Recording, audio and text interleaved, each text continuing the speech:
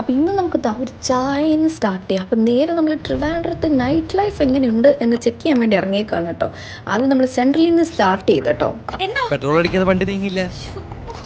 എന്നിട്ട് നമ്മൾ നേരെ പോയത് പത്മനാഭ സ്വാമി ക്ഷേത്രത്തിൻ്റെ അവിടെയാണ്. അവിടെ കുറച്ച് പേരൊക്കെ ഉണ്ടാവും നോക്കിയിട്ടാണ് പോയത്, പക്ഷേ വളരെ കുറവായിരുന്നു, ഷോക്കായിരുന്നു കേട്ടോ.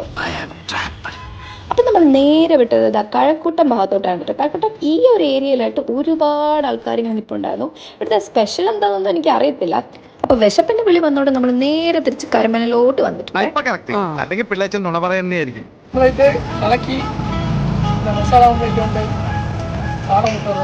സ്പെഷ്യൽ ഉണ്ടാവുക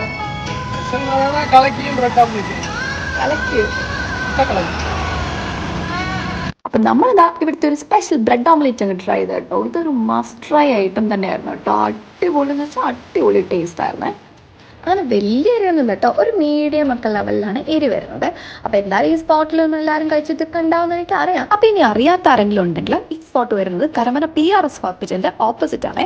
അപ്പോൾ എന്തായാലും പോയി ഒന്ന് ട്രൈ ചെയ്ത് നോക്കുക. അപ്പോൾ ഇന്ന് അത്രയേ ഉള്ളൂ. അപ്പോൾ പോട്ടെ, ബൈ.